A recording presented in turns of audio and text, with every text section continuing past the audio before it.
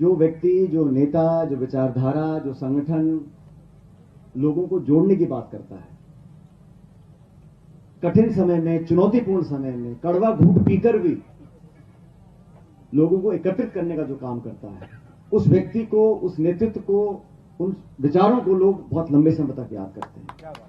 क्योंकि इतना बड़ा देश है, इतना बड़ा राज्य है, इतना बड़ा समाज है, अलग अलग सोच हो सकती है और आपस में गलतफहमी पैदा करना बड़ा आसान सा काम है, तो बहुत मुश्किल काम नहीं है।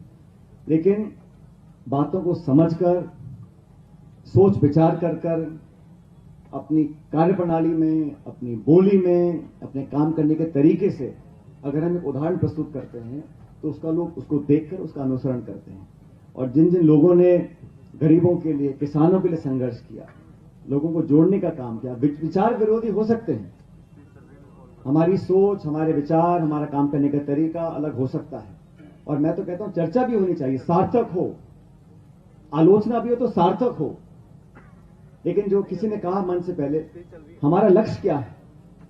लक्ष्य पद लेना है, सत्ता में आना है, जीत हासिल करनी है, या जिन लोगों का काम करने के लिए चुनकर जाते हैं उनके जीवन को बेहतर करना है? क्योंकि कभी ना कभी सरकार किसी ना किसी की तो आएगी। जब मौका मिलता है कलम से, शाई से लिखने का, क्या हम उन लोगों के जीवन को बेहतर कर रहे हैं जिनके लिए हमने शपथ ली है, जिनके लिए हमने वोट मांगा है?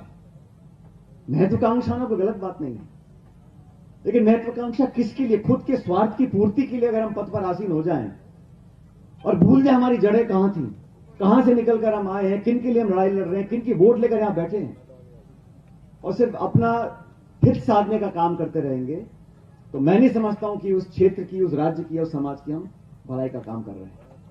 और ये सिर्फ मैं इस प्रदेश के परिप्रेक्ष्य में नहीं कह रहा हूं, एक समाज के परिप्रेक्ष्य में नहीं कह रहा हूं, क्योंकि हम सब राजनीति से जुड़े हुए हैं, उस संदर्भ में कहना चाहता हूं।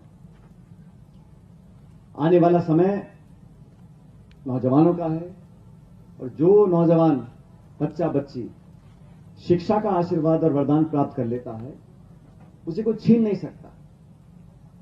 स्वर्गीय पायलट साहब मुझे कहते थे कि जीवन में धन, संपत्ति, आमदनी, शोहरत, सत्ता, ये सब आते जाते रहते हैं और ये हर व्यक्ति के जीवन में होने वाला है। कोई ऐसा नहीं है धनी जो 4 मास और 12 महीने हमेशा सत्ता ही झीमेगा। ये चक्र घूमता रहता है, उतार चढ़ाव जीवन में आता है। लेकिन जो व्यक्ति अपने परिवार से, समाज से, अपने घर से संस्कार पा लेता है, जो बच्चा बच्ची पढ़ लेता है, वो वरदान कोई छीन नहीं सकता। इसलिए शिक्षा पर ध्यान देना, बच्चों को, बच्चियों को आगे बढ़ने का मौका देना, ये हम सबकी सामूहिक जिम्मेदारी है।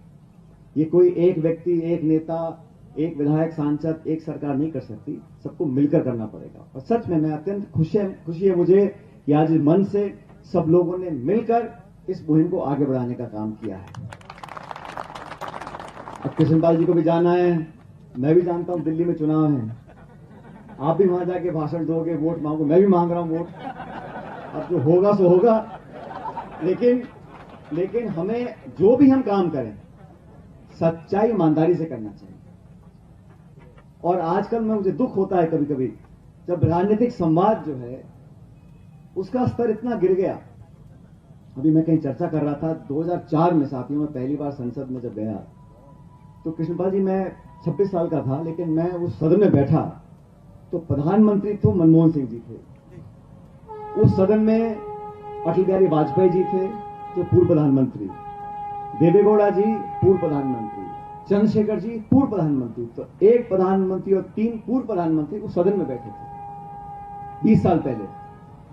उस समय जो सदन में संवाद होता था, एक दूसरे की बात को सुनने का धैर्य होता था, तब भी सत्ता विपक्ष तब भी थे, मंत्री तब भी थे, लेकिन उस सदन में मैं देखता था चंद्रशेखर जी अपने दल के वो अकेले सांसद थे, लेकिन जब वो खड़े होते थे बोलने के लिए, पूरा सदन सन्नाटे में उनकी बात को सुनता था।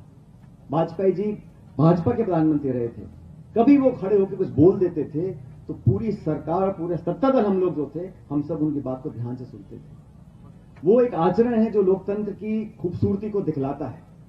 दुर्भाग्यवश आज संसद के अंदर, संसद के बाहर, और मैं कोई आक्षेप नहीं कर रहा हूं, ये वास्तविकता है, विधानसभाओं में देखा है मैंने, संवाद का तरीका, वो सहजपन, वो विनम्रता, वो आत्मीयता, वो जो बड़ा होता है वो झुककर जो रहता है, वो पुरानी कहावत है, ऐसे नहीं बनी थी। वो लोग उसको देखते हैं, हमसे लोग उम्मीद करते हैं और नौजवान देखता है हम लोग क्या बोल रहे हैं, क्या कर रहे हैं। अगर हम अच्छा उदाहरण नहीं प्रस्तुत कर पाएंगे देश में, समाज में, प्रदेश में, तो देश को हम अच्छी दिशा में लेकर नहीं जा रहे। मुझे पूरा विश्वास है कि जीकैप के सभी जो हमारे साथी हैं बहुत लंबे से संघर्ष कर रहे हैं, और मुझे खुशी है कि अब तक जो चंदा आप लोगों ने लिया है उसका पूरा विवरण वेबसाइट पर है, और पारदर्शिता होगी तो मुझे लगता है कि आपका योगदान 100 गुना बढ़ेगा।